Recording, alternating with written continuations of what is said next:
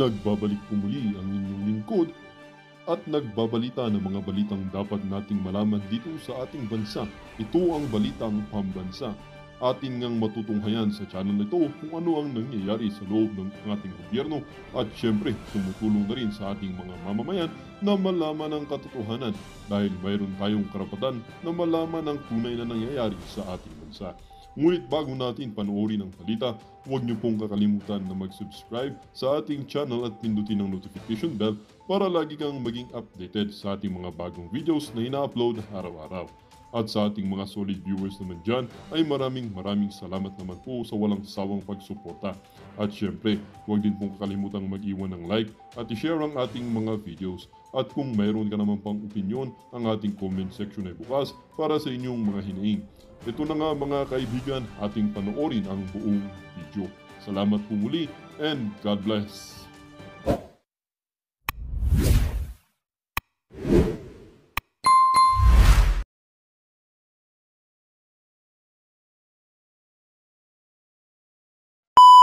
Una pumunta si Babes Romualdez doon, nagdrama-drama doon, kunwari. Isa pa yun. Nauna doon si Romualdez na sabi ko nga, nag-fix ng mga papel ng Assassins for Me, okay? Para ako ay gurgurin dito. Ulitin ko, may affidavit po tayo dyan na yan ay si Babes Romualdez ay kasabwat ni Lisa Tanas ni Marcos Jr. para gurgurin ako dito. So again, pumunta doon, I think that was December, kay Lolo Trump para paimbitahan si Bangag. Pero kaso lang, hindi naimbitahan. Kaya magkakaroon talaga ng backlash to Palangga sa kampo ni Lolo Trump. Kasi hindi mo maano si Trump, hindi mo ma-BS-BS yan. 'Di ba? Si Biden na, nagjujulianin na at si Kipay, sino yan? Si ang pangalan nito? Si Kamala, okay? Ayun, pwede ni Lisang arte-artehan yan. Hindi pareho lang naman silang maarte, 'di ba? At pareho silang kuritot. Pareho silang ampalayang mga losers. Alright? Jahas butod, sabi ni I remain. So ngayon, mga palangga, so hindi maganda yung ginagawa ng bangag na gobyerno na mag-backdoor si Lisa. Maliban sa bina-backdoor nila, tinatransport nila ang pera ng bayan, pati sa pangdugoyo nila sa mga world leaders para what? Okay? Para sila yung naghahanda na kasi alam nilang hindi na magtatagal yung mga yan. Hindi na magtatagal yung mga jutang ginimis na yan. Darating ang panahon, kung hindi papantay ang mga paan yan, mga palangga, itignan na lang natin kung gagalaw itong mga bruskong mga palangga natin para manindigan para sa taong bayan. Sobrang nakakapagod na ang problema ninyo sa Pilipinas. Wala na po kayong makain. Imagine nyo, 25.9% ang mga taong nagugutom. Okay? 25.9, sabi ko kagabi, kung i-compute mo yan sa 100 million katao na meron tayo, that's 20, i-round off mo, 26 million. More than tayo 100 million. So baka lumagpas pa ng 100 million mga palangga. So ngayon, itong ginagawa nila talagang hindi nakanais-nais. Nakakarimarim na party sa Thailand. Wala kang gagawin. Right? Sabi ni Russian, sana masunog sila. Okay? Okay. Ano sabi nito? Ni Palangga? Sa Pilipinas, habang ayaw ni Trump sa bansang korap dahil masayang ang aid nila. Alright? Sabi ni Philippine Shield, 140 million na tayo. 140 million na pala tayo. Di 26 times 4. That's another million. Di, ilan na tayo? Tama yung computation ko. 26 million. Okay? Kung tama yung figure mo, Palangga, or just giving an example. So ngayon, mga palangga, at ang nakakaloka ngayon, dahil desperado na itong mga bangag na ito, di ba? Ayaw nilang tigilan si Sara, impeachment, na feeling nila, nakikita nila na mukhang hindi naman uurong itong impeachment ni Sara. Si PRRD naman ngayon, ididisbar na mga buwaka ng ina. Imagine ninyo, Mag-80 years old na si Pangulong Duterte. What's the point? Kahit i-disbar nyo yan. Nakakatawa na lang itong bangag na ito. Bakit ngayon nyo lang pinailan ng disbarment yan? Kasi ang reason nila, kaya i-disbar si Pangulo dahil sangkot doon sa, sa war on drugs na sinasabi nila na si Pangulong Duterte ang lahat gumurgor, di ba? Nakirinig yun naman yan sa hearing na yan. So yan ang desperate move kay Pangulong Duterte, yung pagsampa nila sa disbarment na yan. Mga palangga, isa na namang kabaliwan, isa na namang kabangagan ang ginagawa ng gobyerno ni Bangag. Di ba naghiring-hiring sila in aid of Jutang Ginimes legislation? Ano nangyari doon? Meron bang nagawa na, ano tawag dito? Meron ba silang na-amend na batas o naipasang bill, na-amend, natanggal o kung ano pa man?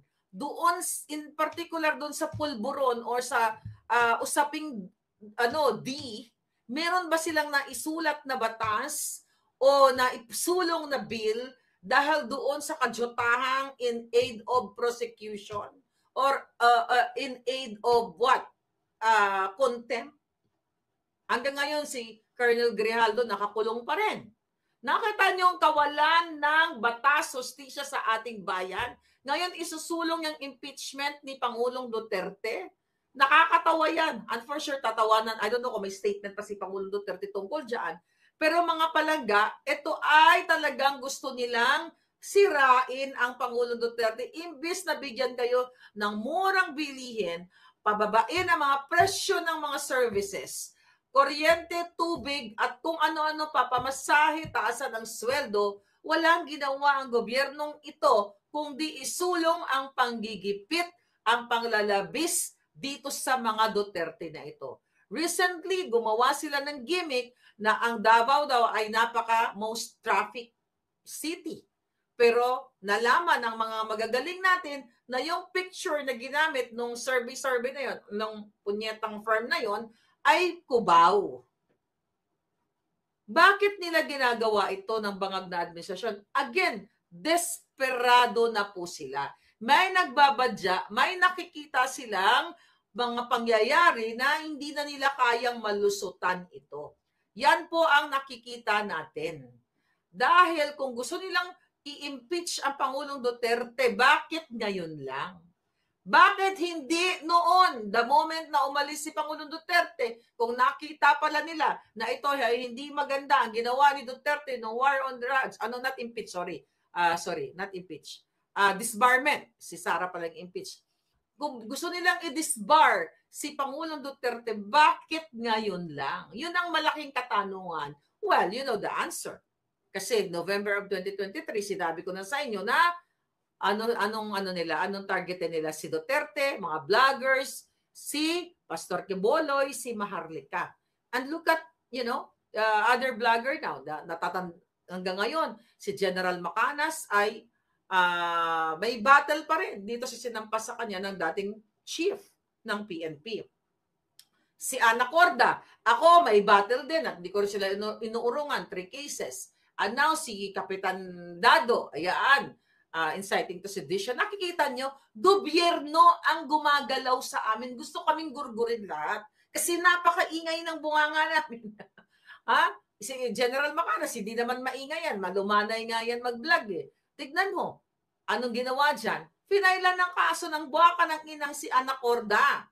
Actually, yung common friend namin, nung pinailan na nung binolja ko yan, nakiusap pa na medyo, wag kong tirahin si Ana Corda, yung putang inang yan.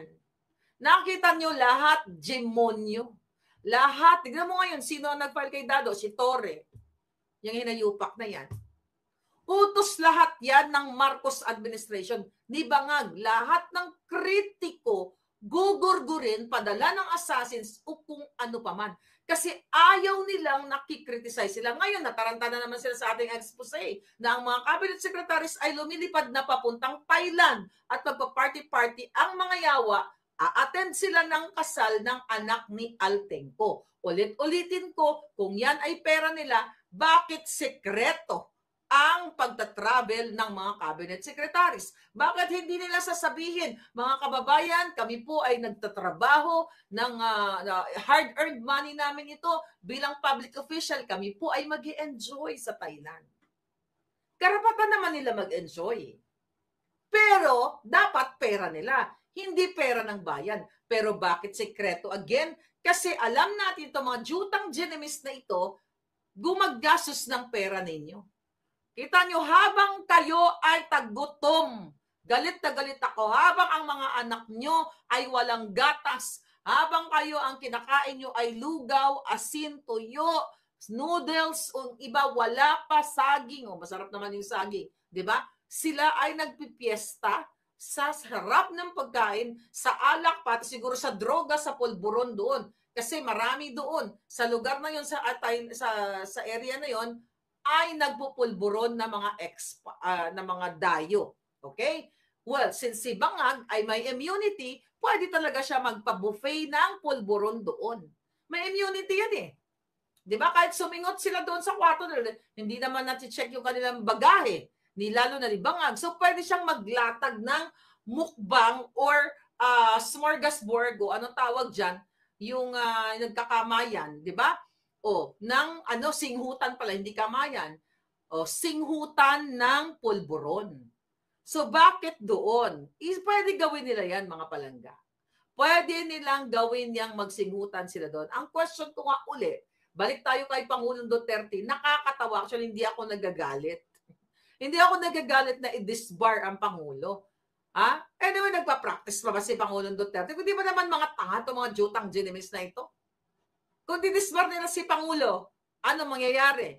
Kasi i-disbar mo lang naman yung tao kasi kung meron siyang ginawa talagang mali at katulad ng mga Bangag, katulad ng ginagawa nila kay Atty. Glenn Chong, gusto nilang i-disbar yan kasi ayaw na nilang, gusto nilang sirain yung karir, yung karera ng isang abogado. I-disbar nila para hindi na makapag-practice, para hindi na kumita ng pera at maapektuhan ang pangkabuhayan at ang buong persona ng isang tao. Si Pangulong Duterte, pag na-disbar ba nila, panalo sila. Di ba? Retired na yan. Nagtuturo pa, kung nagtuturo siya, instructor or, lawyer, ano pa ba yan? Nagpa-practice pa ba yan? Oh, yan yung sinasabi natin. Kaya nga nakakatawa na lang itong bangag na administrasyon na ito, mga palangga. Anong kajutahan ito? Imagine niyo, mga palangga, ayaw tigilan si Sara, ayaw tigilan tayo mga vloggers, tayo mga kritiko. Hindi pa nakontento, ito si Pangulong Duterte. Ito ay pakikipag sa buwatan ni Bangag sa mga rebelding NPA, kung sino yung nag-file na yan ng disbarment na yan, sila din yung mga taong yan. Magkakasabot kasi gusto nga burahin si Sara Duterte, ang mga Duterte sa political spectrum. Lahat yan na pamilya ng Pangulong Duterte, pati mga kritiko like us, mga palangga, yan ang gustong gawin ni Bangag, lalo na ni Lisa Tanas. Kasi gusto nilang manatili sa pwesto. Di ba? Ayaw nilang umalis, mga palangga. Okay? Gusto nila sirain ng Pangulong Duterte. Imagine niyo, mga kababayan, my God. At definitely, itataya kong alindog ko, yan wala namang kapupuntahan yan. Katulad na lamang doon sa paghiring-hiring ng teleserye kay Alice Go. Nasa na si Alice Go ngayon? Nasa na yung mga pogo na yun? Nakakulong pa rin ba sila ngayon? O baka nga nag-e-enjoy na sila? Dahil itong si Cassandra, di ba? Ay nagbigay yan ng pera kay Lisa Tanas. Nagbigay yan sila ng pogo money during election time. Iupak na yon. Ngayon, balik na naman sila kay Inday Sara. Kasi alam mo, pang ano lang naman to eh. Panglansi lang yung mga issue na yan. Kasi nung time na yon, tinakpan nila yung isyong adik si Marcos Jr. Naalala nyo na? July, di ba? March pa. March pa yun kay yung mainit yung issue kay Bangag na wala pa nga video noon eh. Si ang pangalan nito, si Agent Morales na nagtestigo na si Marcos Jr. ang testigo na na si Daza, 'di ba? Pumunta kay Morales na nagsabi na si Marcos Jr. at Marisol Soriano ay sumisingot o bumabatak ng iligal na pulburon doon sa kanyang kondominium. Yun, kaya sila naglabas ng teleseryeng Pogo-Pogo, pero si Lisa Tanas, yung hinayupak na yan, ay kumamkam yan sa Pogo Money. Yun ay pangontra nila, pangpatay nila sa issue na si Marcos Jr. ay sumisingot Adictus Benedictus noong 2024. Paliwanag ba yun? Nasa na ngayon? Yung mga personalities na yun, nasaan na? Wala na, patay na naman, di ba? Gagawa na naman sila ngayon, balik na naman sila ngayon kay Pangulong Duterte at kay Inday Sara. Kasi medyo akala nila napapatay-patay na nila yung issue, yung pagiging addict ni Marcos Jr. Authenticated Addictus Benedictus yung jutang genimis na yan. Nataranta sila doon, di ba? Kaya nagsabi sila, naglabas si Abalos ng picture na ginupit-gupit ng tenga daw ni Bangag. Pero itataya kong alindog, addict si Marcos Jr. Nakita nyo naman, nung araw ng Kagitingan last year, na mayroon siyang mga polboron dito. Hindi ko nga lang alam sa inyo hanggang ngayon na nanawagan pa rin ako, and I hope itong INC at iba pang mga religious group, next time po na lumabas kayo, dumiretso na kayo sa dapat yung diretsuhan. Maawa kayo sa inyong bayan. Ngayon, ayan, aalis na si Bangag ngayon or bukas ng umaga, magpa-party sa Thailand. Please lang sa lahat ng ating mga kababayan sa Thailand, maging makabayan kayo. Kumuha kayo ng video na pasimple. Hindi makakatakas yan. At yung mga nagtatrabaho dyan sa mga hotels, kayo ay dapat katuwang namin. Mag-forward kayo ng mga video. Kasi alam nyo, di ba, ikakasal yung anak ni Altenco. Ang lungkot naman kung hindi sila magpo-post sa Instagram dahil sinabi ko at in-expose natin dito. 'Di ba? Sayang naman yung gown ng Girl Lalo, ng outfit ng lalaki, yung mga outfit ng ninong at ninang ng mga cabinet secretaries, kung hindi niyo isa-show off or ifo-flaunt.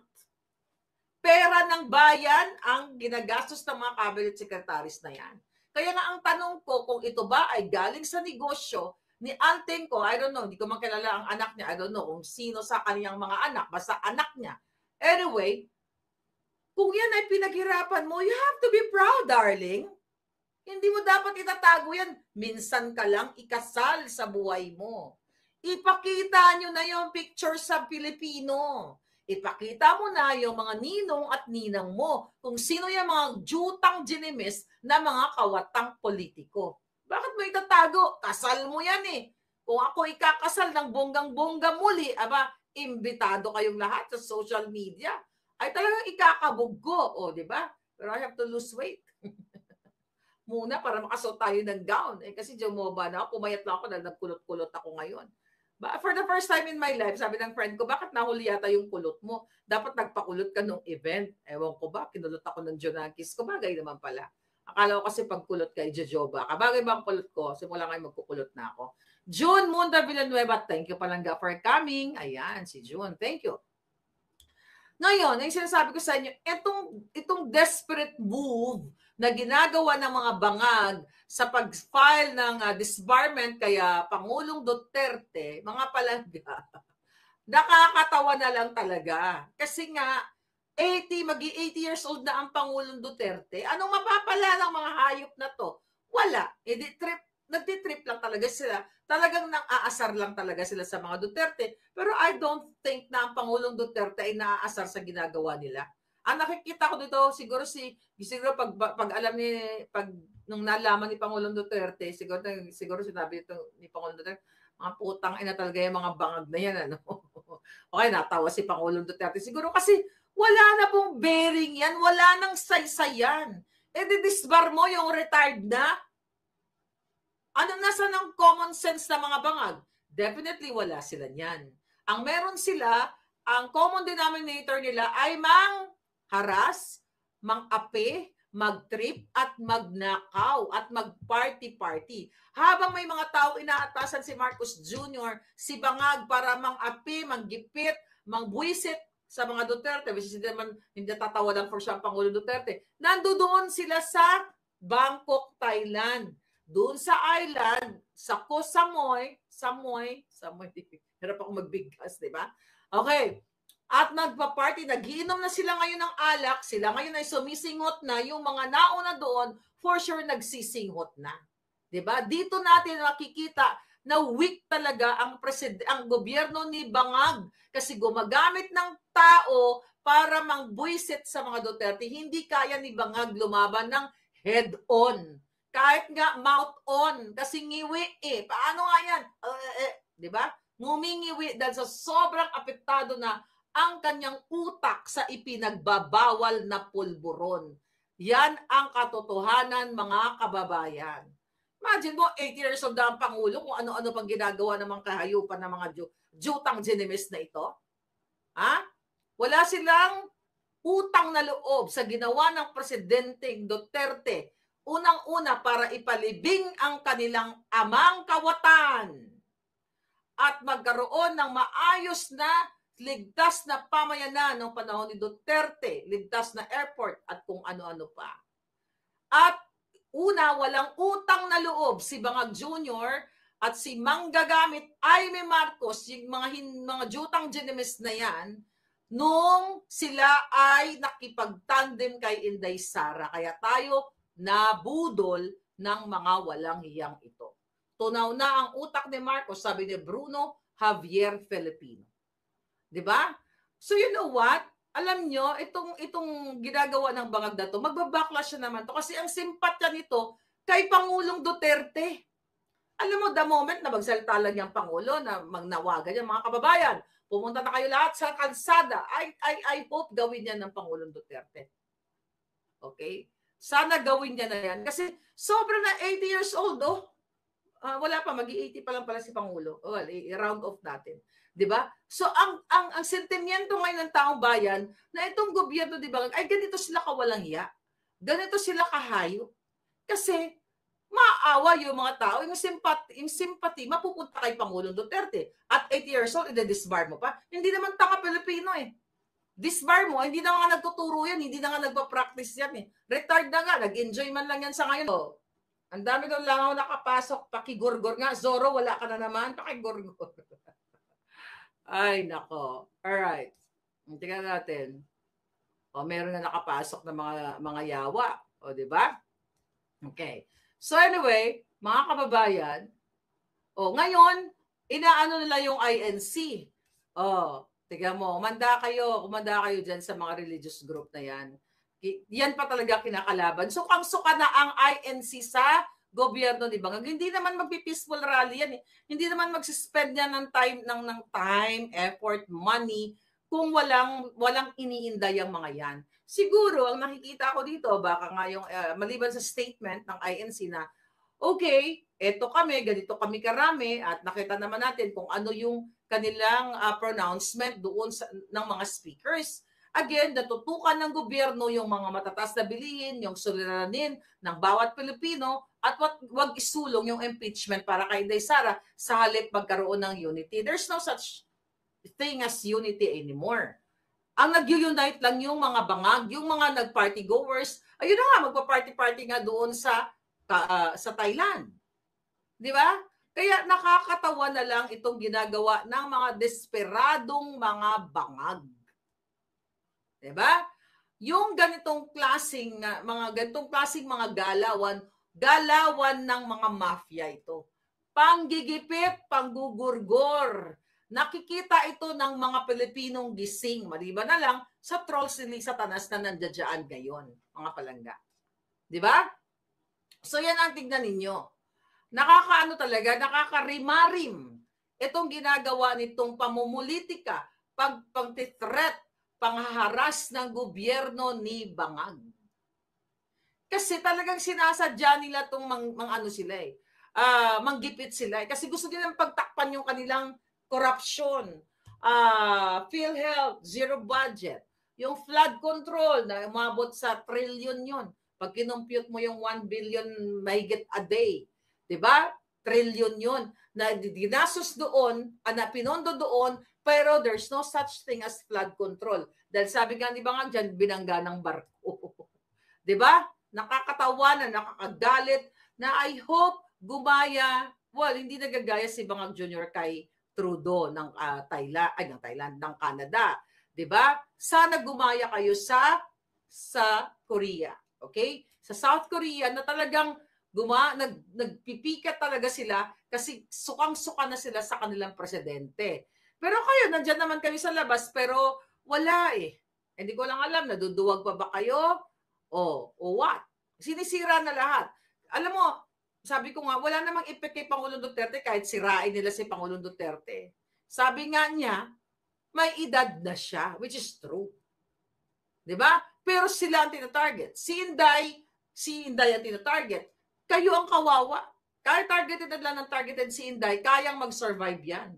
Nakakain ng maayos yan. Kayo, mga palangga, ito yung mga pasikat lang ng Bangag administrasyon na to. Nagpapakita sila ng power trip, nagpa-power trip sila na eto kaya namin gawin sa dating presidente, even sa kasalukuyang vice president. Kaya wag kayong luluko-luko, parang ganon. Wag kayo, tumigil na kayo mag-criticize. Kasi kaya namin kayong gipitin, di ba? Yan ang ginagawa nila sa akin. Nagsasampa ng kaso, gamit ang pera ng bayan hanggang dito, pero nilalabanan ko yung mga buwakan ng inang ito. Kasi yung intensyon nila sa akin, first case na lang, para matakot ako, para tumigil ako sa kangangabels. Imagine mo, mahigit isang taon na nung sinimulan nila. Ay, isang taon na halos. O yeah, kasi nag-start sila magkaso-kaso January of 2024. So, imagine nyo kung natakot ako noon, edi wala nang bunganga ngayon, baka wala na kaming event. Natakot ako kay Lisa Tanas. Sabi ko nga sa inyo mga palangga, over my gorgeous alindog, hindi ako titigil hanggat meron dugo na nanalaytay sa sistema ko, hindi ako matatakot sa mga jutang ginimis na mga kawatan, na mga bangag, na manggugurgur. Sana kayo din ganon. Kayo mga brusko, mahiya kayo sa pamilya ninyo, maawa kayo, manindigan kayo at ipagtanggol nyo ang Pilipino, hindi ang bangag na si Marcos Jr. Dahil inuubos ang pera ninyo araw-araw mga palangga. Hindi nyo ba nakikita yan? Araw-araw ninanakaw ang pera ninyo. Ngayon magpa-party sila sa Thailand. Ang mga kasalan ng kanilang mga anak, birthday, ilan ang cake, ang lalaki, 'di ba? Ang mga giveaway, mga Gucci bags, 'di ba? Yung anak ni may nagsabi sa atin, 'di ba? Na ang anak ni Altenco nag-birthday ay nagregalo ng Gucci bags. Tapos meron pang mga report na nakapangalan sa kaniyang private jet. Nakita nyo yan? O yan si Altenco, si Altenco, si ano pala? Si nagka-leche-leche na. Si Saldico. Ayan. Nakita nyo yan? So saan kayo pupulutin mga palangga? Saan kayo okay. Taga-Canada ako kaya nag-resign si Trudeau, 75% na Canadian, 75% na Canadian ay gusto mag-resign si Trudeau. Yun na nga palangga. Saan kayo pupulutin mga hitad? Watching from Ontario, sabi ni Lovely Mendoza. Yes, Amelia, saldi ko nga, hindi Altenco. Pasensya na. Minsan nag-ano tayo eh. Ano? Gorgorin ang unahin si Liza Tanas, susunod si Romualdez, sabi ni Bruno Xavier. Oh, the administration of Ngagba, Jahas, and Emperor Tamba is the very first mafia administration in the history of the Philippines. Sindikato, ika nga, sabi ni Vega Warp. Okay, ha palangga, how are you? You're always there.